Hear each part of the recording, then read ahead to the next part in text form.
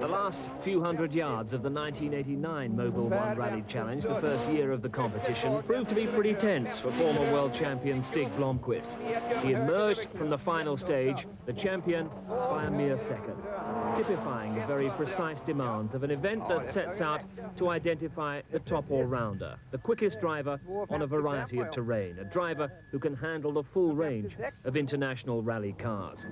Blomqvist earned the respect of the sport in 1989, but this is another stern challenge. Once again, 6 drivers will be tackling 5 stages, 2 on the tarmac of the Isle of Man, 2 in the forests of North Yorkshire, and this opening stage in Penmachno Forest in North Wales. 3 of the 5 manufacturers remain unchanged from 1989. The Vauxhall Nova is the car for Wycombe Forest. Toyota and Ford provide the cars for the tarmac. But 2 leading manufacturers are coming new to the competition. And they don't come much newer than Subaru, who made their entry into the World Championship last year, planning to turn the car into a winner inside 2 seasons. It's generated a great deal of interest in international rallying, and in the opening round, our 6 drivers will get first-hand experience of the 4-wheel drive Subaru Legacy RS.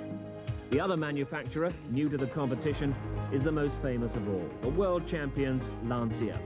Works Lancia Delta Integrales provide the test on stage 2, Gale Rig in Yorkshire, and 5 of the 6 drivers will be getting their first wheel taste of the car that's been virtually unbeatable in World Championship rallying over the last 3 years.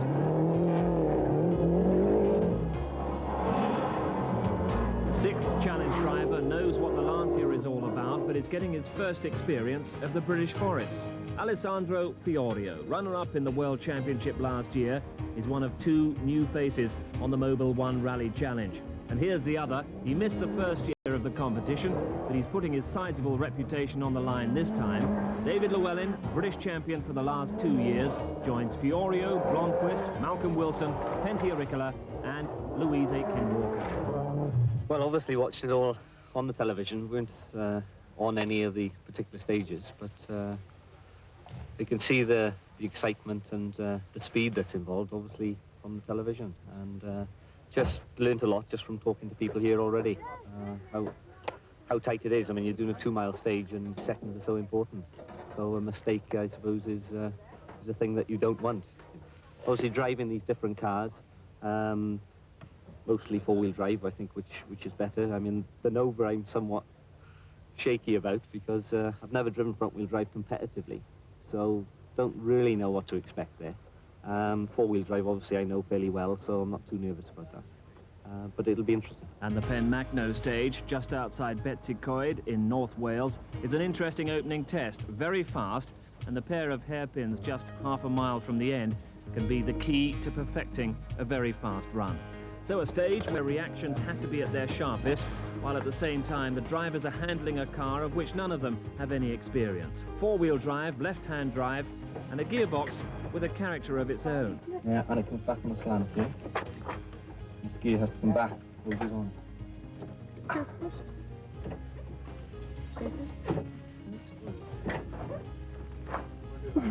Louise Aitken-Walker could afford a smile because the double British champion is due to be the first man down the stage. So for Llewellyn, a practice run which will get him used to the demands of the Subaru. 70, 2 right. But there was no opportunity to try out that angled gear change into second, and the Subaru power dies. And for Llewellyn and co-driver Brian Thomas, it's a bewildered coast to the finish line. And the Pro Drive boss, David Richards. And smoke out the exhaust. Yeah, that was what I naturally think. Just went off the line, lovely, and just went to second gear. Well, hang on, let's just dip the oil and disconnect the turbo oil fuse. No more than the teething problems of a fledgling World Championship team learning as they're going along.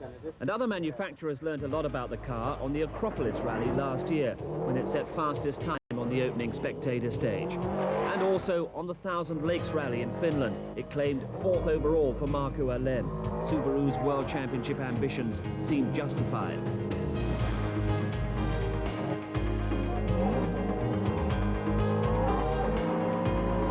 In the forests of Wales. Extensive work has been completed, and the Subaru Legacy RS is just about ready for 6 drivers to contest the opening stage of the Mobil 1 Rally Challenge. And this is the order they go.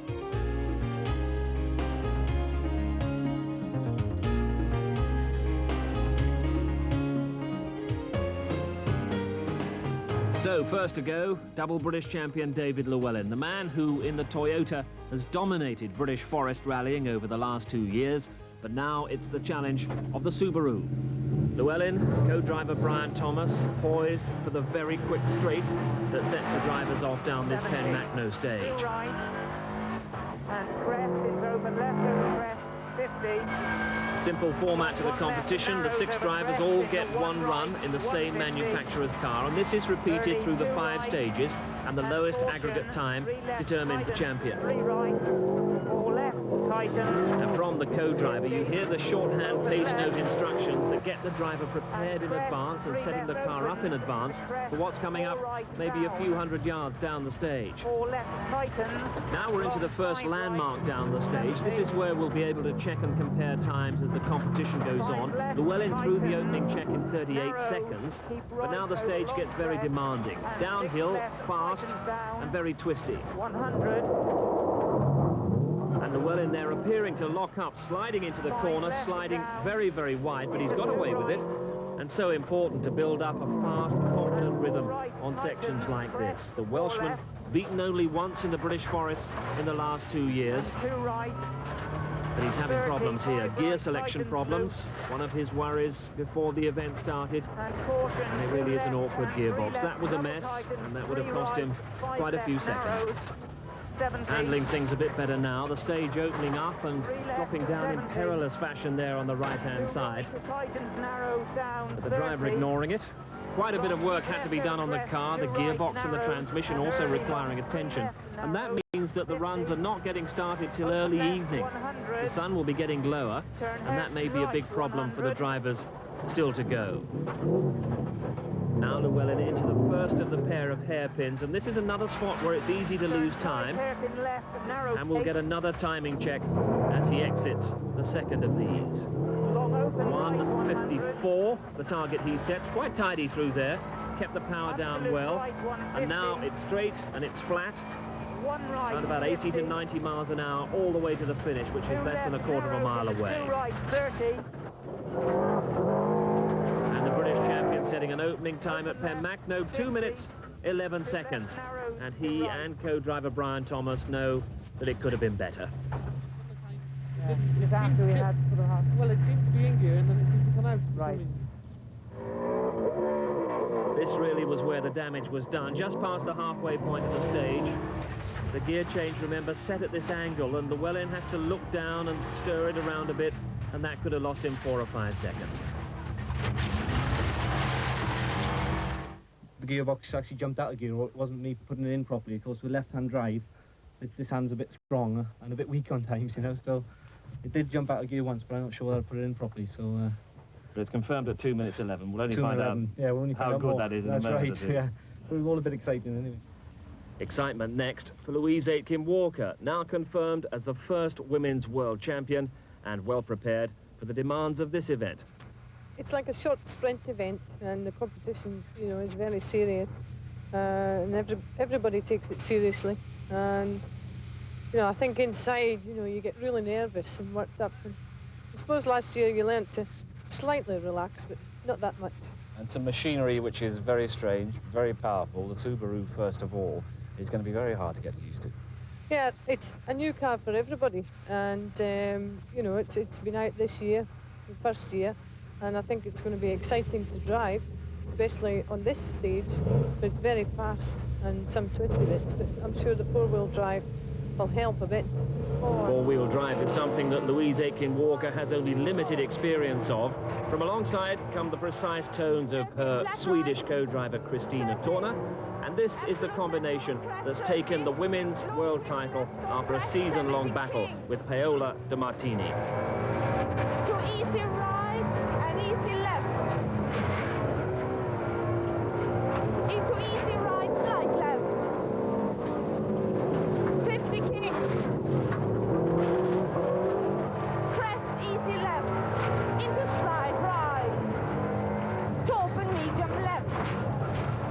Approaching the first time check and a chance to compare Louise with Llewellyn at this point. And Louise is 3 seconds down on Llewellyn. But remember, it's this next section that gave the British champion problems. 50.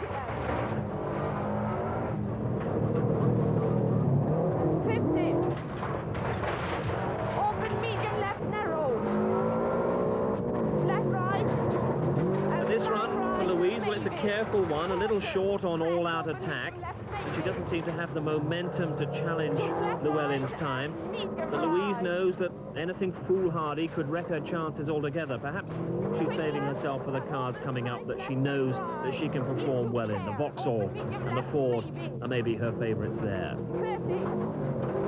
Side left. 30.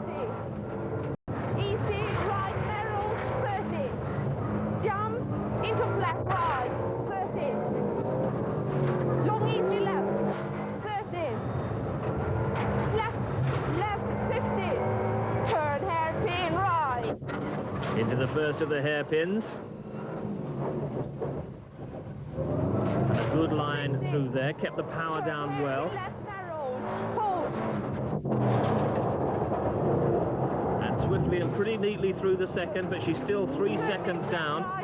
And no chance of making that up, I'm sure, on the final run-in. Short quick right. 30. Flat left maybe into short quick right. 70. Been a respectable opening drive. 2 minutes 16 for Louise Aitken-Walker, and Tina's pretty happy with that. Yeah, that's good. A poor start, though, must have robbed her of at least a couple of seconds. Blamed once again on problems with that Subaru gear change. I'm not used to this gearbox, and I missed second gear and I couldn't find it, and I put it in third and I had to dip the clutch, you know, and you get all buckled up. But you know, there's a couple of times where we missed the gear change, but you know, that's no excuse, that's my fault. You know, I've no four-wheel drive experience. I'm very happy that we're here with maybe 5 seconds behind David. At least we've not done anything stupid and got here, so that'll do us fine. Good start. Now, the debut on the Mobil 1 Rally Challenge for the Italian Alessandro Fiorio. Works Lancia driver, runner-up in the '89 World Championship. Now, for next year, he's a Ford Works driver, and he gets a taste of that via the motor home computer. But behind the wheel of the Subaru, it's the real thing.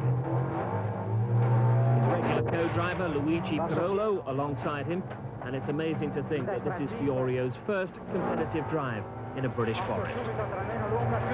25 years old, he's a great talent, but his limited experience of a wider range of rally cars makes this a very interesting event for him, and it'd be good to see how he performs. He compares Pen Macno to the terrain for the American Olympus Rally, the World Championship round, in which he was placed second in 1988, so he might be a forest man after all. The first time check will maybe give us a clue. Fiorio into the woodyard, and through that time check, well, just a second outside the time set by David Llewellyn. Fiorio started competing in a Fiat Uno Turbo in 1985. He campaigned a Lancia from 1987, winning the Production Cup that year, and giving perfect support to Mickey Biasion as he won the world title in 1988 and 89. And not insignificant in Fiorio's background is that he's the son of the former Lancia rally boss Cesare Fiorio, who's now the boss of Ferrari's Grand Prix team. So motorsport certainly in the blood. Alessandro, or Alex as he's better known in the sport, going pretty well. And you can see how low the sun is getting, nearly sunset on this Welsh hillside, and it may give those later drivers a bit of dazzle, especially on the open parts of the stage. Okay, in the trees here. Headlights blazing as he approaches the first of the hairpins. Technique round there, a little cautious, but quick to get the power on. And remember, the second hairpin is also a timing point. And there we see Fiorio is ahead of Llewellyn. He's picked up 2 seconds on that middle section. Now, foot hard to the floor down the closing stretch.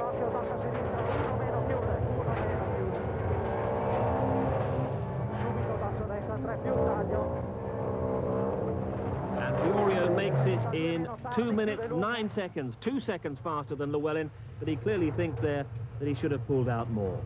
Fiorio setting a useful pace and a stern target for Ricola, Blomqvist and Wilson, who have their first taste of the Subaru in a couple of minutes. But here's a man who last year not only made his debut in the car, he made his debut in the sport. Grand Prix man Derek Warwick got intensive training from co-driver Ronan Morgan, and this was before being let loose on the Lombard RAC Rally. Now, in my mind, there's absolutely no way that you could be quicker there. No. Well, in that slow one? No, in the whole lot. No, I felt that that was quite a good run then. And there was only a few days of that before the very public pressures of a World Championship debut in front of the tens of thousands in Dalby Forest. Warwick proved himself equal to the task. It's unbelievable. It's fantastic. I haven't enjoyed myself so much for a long, long time. It's the most difficult thing I've ever tried to do outside Formula One. And it has to be said, there were times when Warwick made it look even more difficult.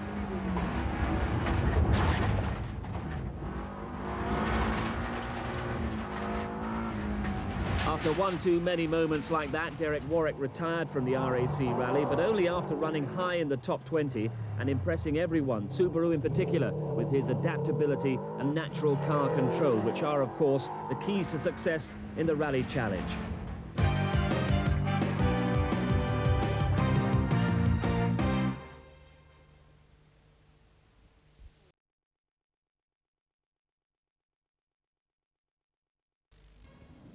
Fiorio heads the field so far. Indications are that a quicker time is on, though, and trying for that, in the dwindling light, Malcolm Wilson, reigning champion Stig Blomqvist, and Pentti Ricola, who wants to improve on last year. I was quite disappointed about last year, about my own driving. And, I guess it was I wasn't brave enough to take the risk that you need to do in 2 miles, 2.5 miles long, 2 minutes flash, and I wasn't perhaps taking the risk which is needed. I feel the same this year. I'm perhaps too old to do this sort of short sprint events. It's a longer the better. Pentti Ricola with co-driver John Meadows in the passenger seat. 1, go. 50, right 1 cut. It's a long crest, left 1.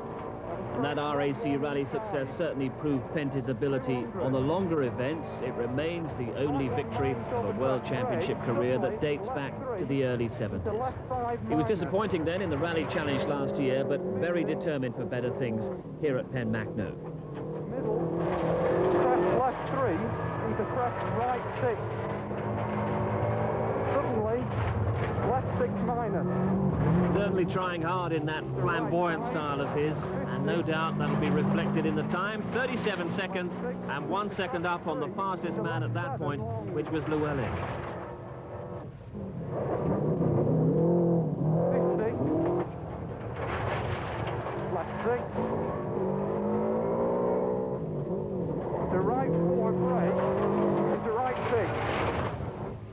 Now down the hill, the Finn isn't going to hold back, and the next 30 seconds could be the key to Pentti setting a very challenging target indeed. To left 4, to left 5, suddenly right 7, suddenly left 6, left 2 minus, quite long, to right 3 minus, and crest right 2, left 4 long, and left 1. Breathtaking to think that this is a car that Ricola has yet to drive more than 2 competitive miles in. Total confidence, which no doubt he'll demonstrate once again around the hairpins. 50, junction, left 9 hairpin, very narrow at end. Locked up, but in full control of the second hairpin, and a time 1 minute 49. He's a massive 4 seconds up on Fiorio. And a Ricola with a run that overshadows anything he did in the competition last year, and he's really throwing down the gauntlet to the rest of the field. A time 2:06, 3 seconds quicker than Fiorio, 5 seconds quicker than Llewellyn, and congratulations are in order for that. No. Oh, I see. Thank you. Well, I don't know. I didn't do any mistakes, but I think old man like me, I can't really drive any faster. And so obviously it's quite easy to drive here because you only have a ditch on the right-hand side.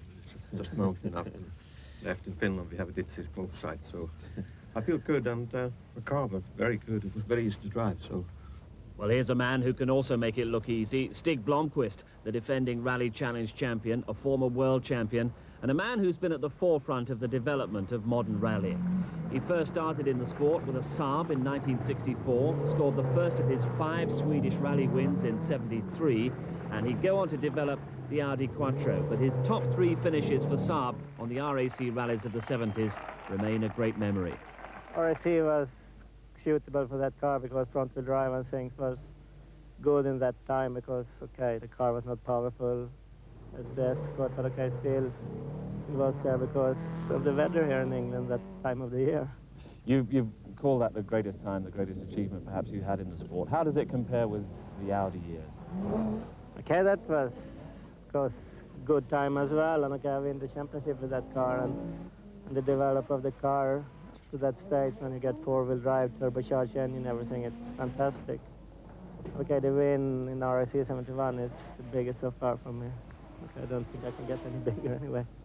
I know you haven't had a great deal of chance yet to get the feel of the Subaru or a look at the stage, but what do you think the difficulties might be? I don't know, really, because this stage is a bit fast, and okay, when you never have been in a car before at all and you get onto a fast stage, it can be interesting. And we join Blomqvist and co-driver Benny Melander in pursuit of the target of 2 minutes 6 seconds, and through the first check in 38 seconds, just down on Penty. Blomqvist, one of the great pioneers of 4-wheel drive, totally at home in this 4-wheel drive car that's producing something like 280 horsepower, with apparently more to come as Subaru development work continues. Blomqvist, RAC Rally winner in 1983, the year before he went on to take the world title with Audi. A man who's quick and controlled in any car. Now keep an eye on the clock as he chases Auricula's target. 2 minutes 6 seconds, remember, and Auricula was through the next check in a time of 1 minute 49. Svag höger, vänster över krön, medium höger, mycket svag vänster, mycket svag höger över krön 20, medium höger, och över krön för vänster, öppnar halvlång och ny för något, mycket svag höger, medium vänster plus 80, hårnål höger. 100. Storming stuff down the hill. A rather generous line perhaps from Blomqvist at the first hairpin.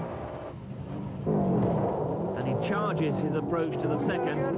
Once again going wide, lucky not to lose it over the edge, but he's spot on Auricula's time, 1:49. Now can he be quicker down the final section?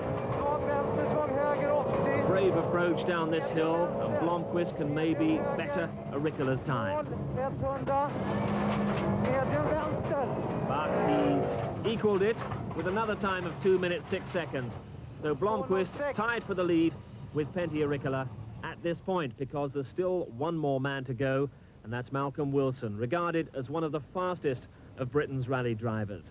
But he was really pegged back in the opening stage of last year's challenge, puncturing early on in the Peugeot. His mistake, he dropped a wheel into the ditch, but he limped through the opening stage and never got back in contention in the overall competition.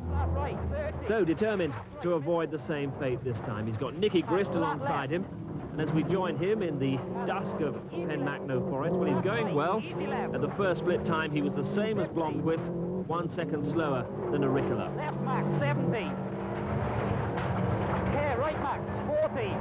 Very precise notes from Nicky Grist, who was co-driving for Louise Aiken-Walker last year.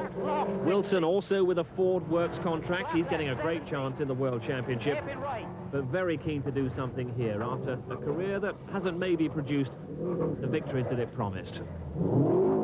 60. Hairpin left. Good line through the hairpins. Misses a gear perhaps there, but a good time, tied for the lead at that second check. Now can he pull out something on the last stretch that'll get him ahead of Auricula and Blomqvist's time of 2:06. Left max, the cut flat right. It's going to be very tight. 100 over finished. Easy left. Can't beat the time, but he matches it. 2:06 for Wilson, and good enough for a three-way tie for the lead. Wilson, Auricula and Blomqvist level pegging then at the end of the first stage. 4 stages still to come, but after last year's opening stage problems, Wilson is just glad to be in contention. Great, isn't it? It's a different attitude to the next one, that's for sure. what we had last year. Set you up for the whole championship now. With Lancia coming next, how do you fancy that? Yeah, I'm looking forward to it. I mean, it's nice this year. I mean, a lot of cars that I've never driven before. I mean, never driven this car, never driven the Lancia, and obviously the Nova, so it's looking forward to it. Impressed with it? It's a very deceptive car. We've just been discussing it. It feels very light and very stable, and it brakes very well, and the engine's very deceptive as well. I think when you first drive it, it doesn't feel too quick, but I think having come to there at sort of 100%, it's quick enough. It's been driven well today. Well done. Thank you. And the next stage will once again bring the best out of these drivers. The Lancia Delta Integrale, the car that year after year has set the standard in international rallying. The world champions will be in Gale Rig in Yorkshire as the competition moves on.